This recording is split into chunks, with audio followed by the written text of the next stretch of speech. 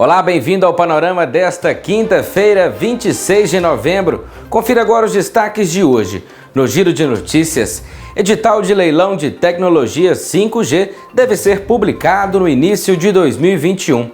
Cresce captura de animais silvestres pelos bombeiros em perímetros urbanos. Minas Gerais ainda não tem previsão de pagamento do 13º salário dos servidores. Veja também, brasileiros têm consumido mais produtos industrializados durante a pandemia. Cursos do Centro Universitário de Caratinga realizam eventos acadêmicos online. E ainda, CDL realiza a decoração de Natal na região central da cidade. Essas e outras notícias agora no Panorama. O edital de leilão da tecnologia 5G deve ser publicado no início do ano que vem. Já a sessão de lances deve ocorrer no fim do primeiro semestre de 2021. As previsões são do Conselho da Anatel e do novo relator do leilão. Veja. Eu fui sorteado recentemente como relator do edital do 5G. Isso é uma prioridade máxima do governo. Nós da Anatel vamos fazer todas as medidas necessárias para cumprir as políticas públicas do Ministério, seja do governo federal, sejam as políticas públicas de conectividade previstas nos decretos, especialmente o 9612, quanto à garantia do acesso à radiodifusão pública aberta e gratuita nos sistemas de TV parabólicas. A previsão é de ter o edital aprovado na Anatel no começo do ano que vem, sendo que a sessão de lances deve acontecer ao final do primeiro semestre. Esse é o cronograma com que trabalhamos e vamos persegui-lo, apesar de todos os desafios que se colocam aí à nossa frente. Você já ouviu falar da bioeconomia? É com ela que o Brasil avança no desenvolvimento da agricultura com sustentabilidade. Os recursos naturais são aproveitados, o meio ambiente é preservado e a população ganha em qualidade de vida. A cada dia que passa, a agropecuária se depara com um desafio cada vez mais urgente: produzir mais para dar conta de alimentar todo o planeta e, ao mesmo tempo, preservar a natureza. E aí, como resolver essa equação? Uma das soluções é a chamada bioeconomia. Bioeconomia é usar a própria biodiversidade e a preservação ambiental como estratégia de negócio.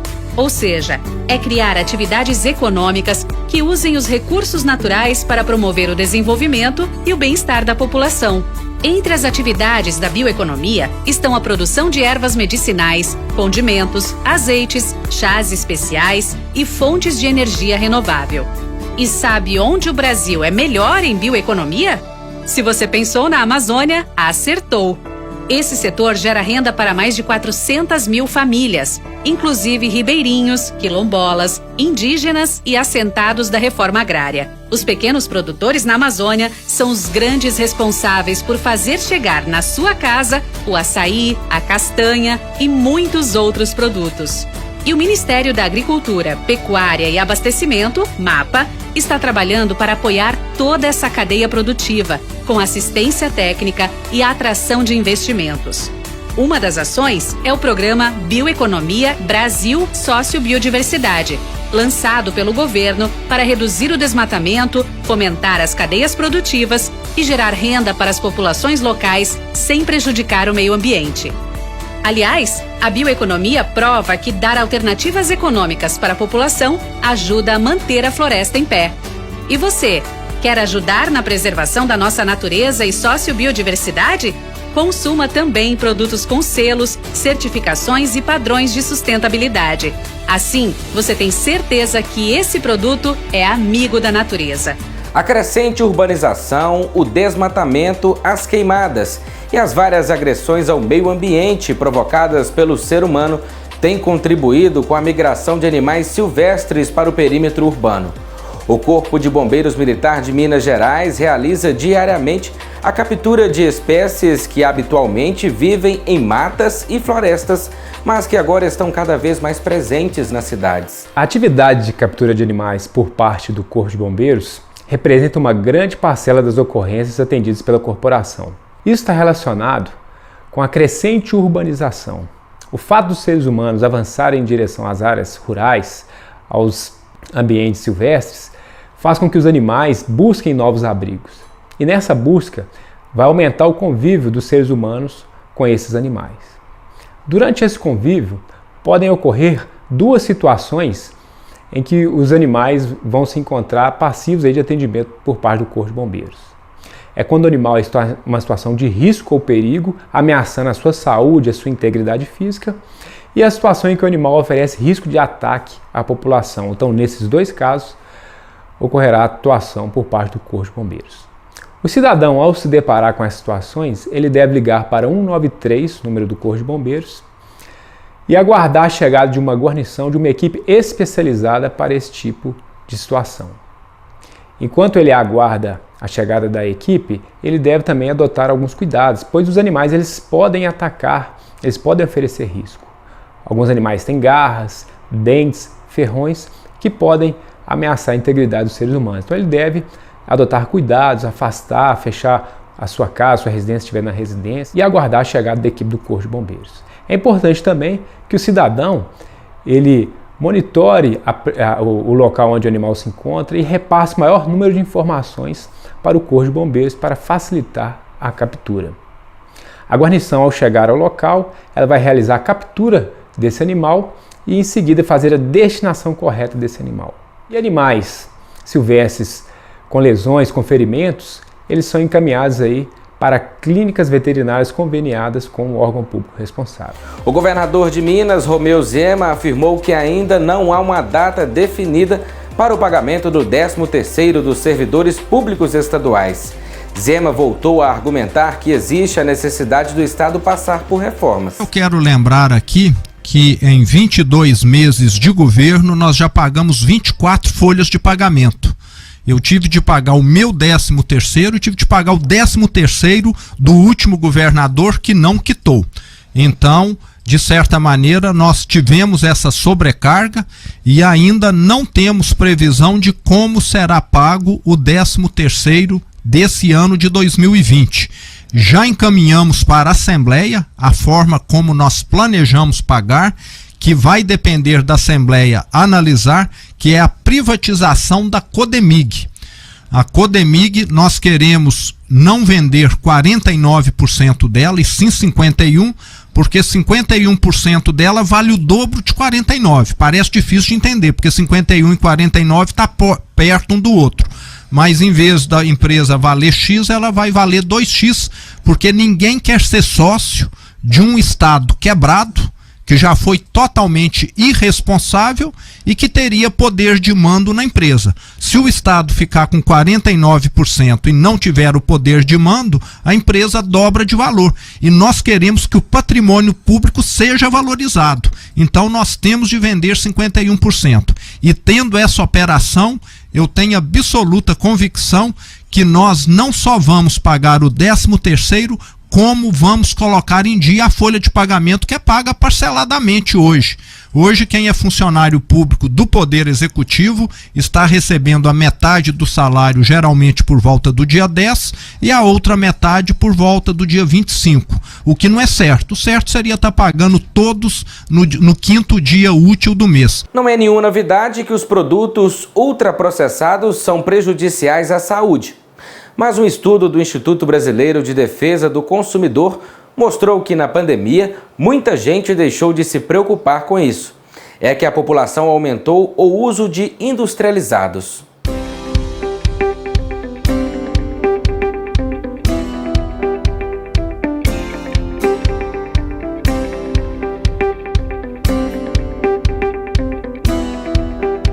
Que tal ir desde o comecinho? Então, você sabe o que são alimentos ultraprocessados? Nada como um bom exemplo para facilitar a nossa compreensão. Nós temos aqui o milho na sua forma in natura, né? A gente colheu o milho, ele fica aí com a casquinha dele, pronto, tá aqui, na sua forma in natura.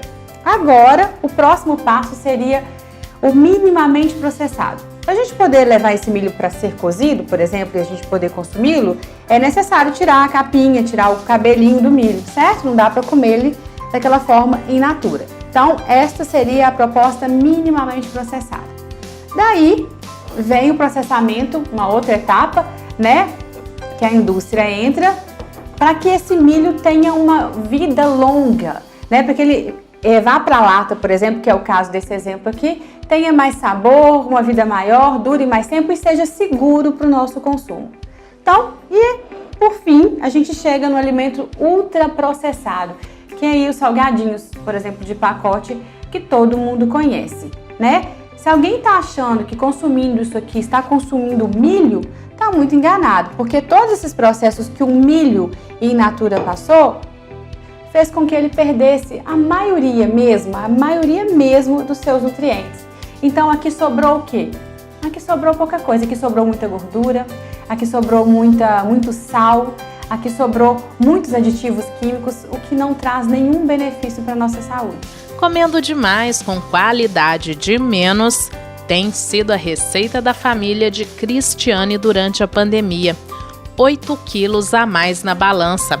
Resultado do novo normal no cardápio. A ansiedade gera isso normalmente, né? Pasta de amendoim, aquele chocolate com avelã, então sanduíches, pipoca, nuggets, tudo isso a gente come, né? No ano passado, 9% dos brasileiros que têm entre 45 e 55 anos consumiam alimentos ultraprocessados.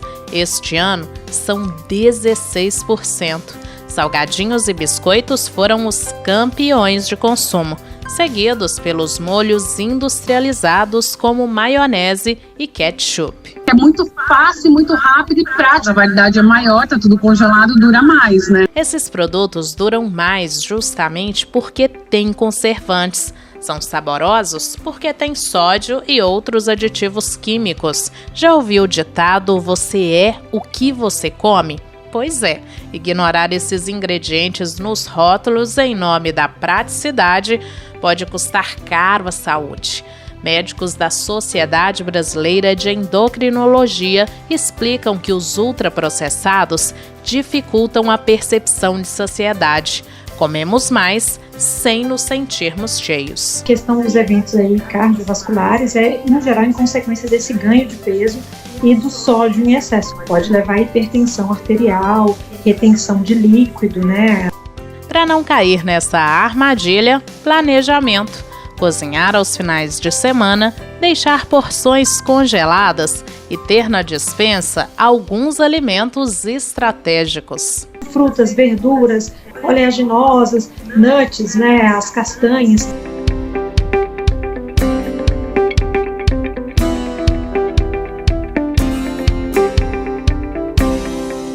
Este ano, as ferramentas virtuais têm sido amplamente utilizadas para suprir as necessidades da educação. No meio universitário, eventos como seminários e palestras também se adaptaram à nova realidade. Mesmo sem a possibilidade de reunir um auditório lotado, os tradicionais encontros acadêmicos do NEC continuam acontecendo, mas no formato online. Segundo o coordenador dos cursos de História e Geografia, o novo normal envolve um planejamento que vem sendo preparado há alguns meses. Quando nós percebemos que a realidade da pandemia se estenderia muito mais do que imaginávamos, nós começamos a discutir algumas propostas de como dar continuidade aos eventos que o curso de História e Geografia historicamente desenvolve, como palestras, minicursos, atividades culturais, debates cinematográficos. Enfim, então nós decidimos continuar mesmo que de forma online. Num primeiro momento foi um desafio para todos nós, professores e alunos, uma vez que nós até então não havíamos realizado esse tipo de evento, né? Sempre presencial, lá no DOC ou no auditório. E uma vantagem que se tem dentro dos eventos online, acredito que é a maior vantagem, é o fato de podermos contar com profissionais de outras cidades, de outros estados, que se fosse de forma presencial, seria um pouco mais complicado para que nós conseguíssemos a vinda deles. Entre os desafios da nova realidade estão as eventuais questões técnicas e o processo de adaptação dos envolvidos com esse formato. O professor Nelson Sena conta, por exemplo, como é manter a atenção dos alunos durante as transmissões. Como na maioria das vezes eles ficam com as câmeras desligadas, e mesmo após a insistência para que liguem as mesmas, você perde um pouco dessa condição de perceber a atenção deles, porque a participação é muito pequena ainda.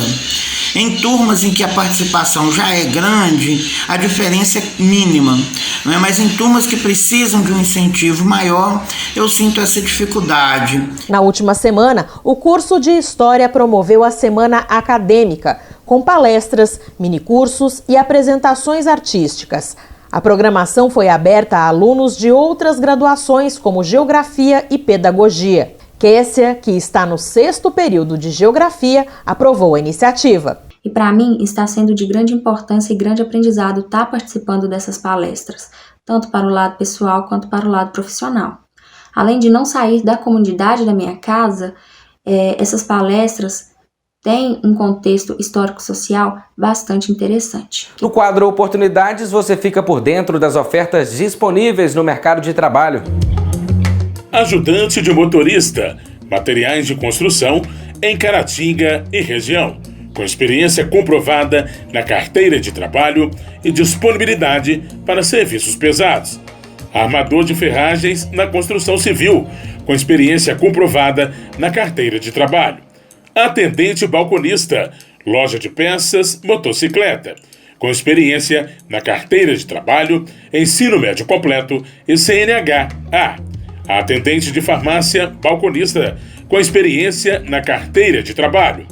Auxiliar contábil, com experiência, mas que pode ser fora da carteira de trabalho e ensino superior completo ou cursando. Auxiliar de linha de produção, com experiência, mas que pode ser fora da carteira de trabalho, ensino fundamental completo e disponibilidade de horário. Auxiliar de mecânico de autos, motocicletas, com experiência na carteira de trabalho, ensino médio completo e CNH-A. Balconista, loja de motopeças, com experiência na carteira de trabalho, no ramo de motopeças e ensino médio completo. Balconista, padaria, com experiência na carteira de trabalho, com atendimento ao público e ensino médio completo. Carpinteiro, com experiência comprovada na carteira de trabalho. Consultor de vendas, cursos, com experiência em vendas, mas que pode ser fora da carteira de trabalho e ensino médio completo. Empregado doméstico nos serviços gerais, com experiência comprovada na carteira de trabalho. Estoquista, com experiência na carteira de trabalho e CNH-B. Faxineiro, com experiência comprovada na carteira de trabalho, ensino fundamental completo e disponibilidade de horário. Mecânico eletricista de automóveis, com experiência, mas que pode ser fora da carteira de trabalho e ensino médio completo ou cursando. Montador de estruturas metálicas, estruturas para eventos. Sem experiência, com disponibilidade para serviço pesado e para realizar viagens. Motofretista, CNH-A e experiência na carteira de trabalho. Operador de caixa, com experiência na carteira de trabalho e disponibilidade de horário. Operador de caixa, com experiência na carteira de trabalho. Pedreiro, com experiência comprovada na carteira de trabalho. E técnico em manutenção de equipamentos de informática, com experiência comprovada na carteira de trabalho, curso técnico em informática e CNH-B. A carta de encaminhamento pode ser impressa pelo aplicativo Cine Fácil ou portal Emprega Brasil, ou agendando o atendimento presencial no link www.mg.gov.br/agendamento. Uma dica: não esquecer de incluir nos objetivos profissionais a vaga desejada, para que apareça no seu cadastro. Vamos agora ver os destaques da previsão do tempo para Caratinga e região. Sexta-feira em Caratinga, expectativa de sol com aumento de nuvens de manhã, pancadas de chuva à tarde e à noite. A mínima prevista é 17 e a máxima pode chegar a 31 graus. Amanhã em Vargem Alegre, sol com aumento de nuvens de manhã, chuva à tarde e à noite. A temperatura pode variar entre 20 e 33 graus. Em Santa Rita de Minas, tempo nublado na parte da manhã, com pancadas de chuva à tarde e à noite. A mínima é 16 e a máxima pode chegar a 30 graus. Faltando cerca de um mês para o Natal, decorações já podem ser vistas em alguns pontos do comércio de Caratinga. Mesmo em meio à pandemia, o espírito de Natal prevalece. Um dos símbolos do Natal, que é a tradicional árvore, já foi montada no coração de Caratinga, na Praça Getúlio Vargas, região central da cidade. Mantendo a tradição neste período, como todos os anos, ela foi idealizada pela CDL, Câmara dos Dirigentes Lojistas de Caratinga. Essa estrutura de sombrinhas que formam a árvore tem chamado a atenção de quem passa por ali, mas isso tudo foi pensado e tem um significado.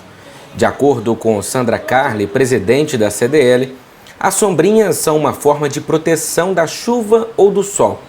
Como estamos vivendo um ano em que a proteção é super importante, foi uma forma de lembrar para a população que infelizmente a pandemia não acabou. Essa semana já iniciamos a decoração de Natal da CDL, colocamos a nossa árvore aqui na Praça Getúlio Vargas, ela ainda não está totalmente pronta, nós vamos ainda acabar de montá-la. E vamos montar também o nosso presépio, que com certeza vai ser lá no Coreto, né, na Praça Cesário Alvim. E infelizmente esse ano a gente não vai ter a casa do Papai Noel, por causa devido à aglomeração das crianças, né? Então infelizmente esse ano não vai ter a casa do Papai Noel. E é super importante essas ações da CDL para fomentar o comércio local. O bom e velhinho Papai Noel também não pode faltar na decoração do comércio local. Aos poucos, o espírito natalino vai ganhando força pelas ruas da cidade. É importante manter a tradição. Isso pode atrair ainda mais pessoas às compras de Natal. O encantamento faz total diferença. E é super importante também, né, os lojistas decorar sua loja, né, porque a cidade fica mais bonita, fica mais alegre. Sabemos que estamos em meio a uma pandemia e é preciso inovar para se destacar nas vendas, principalmente neste Natal, que é uma data muito aguardada. Uma ferramenta que está na mão de todos e pode mudar este cenário é o celular por meio das redes sociais, que atrai e pode facilitar as vendas. E o Natal está aí, né? Já batendo na porta e vamos aumentar o número de vendas, né? E o importante, que infelizmente estamos passando por uma crise, mas um momento de crise também é para a gente aprender e a gente tem que sempre nos reinventar. Então, o importante agora é usar bastante as nossas redes sociais, que isso melhora e muito as vendas. E assim vamos encerrando mais uma edição do Panorama. Nas nossas redes sociais você pode seguir conectado com as principais notícias do momento. Lá você revê as reportagens do jornal, além de muitos outros conteúdos. Obrigado por ter nos acompanhado até aqui. Amanhã a gente se vê. Até lá!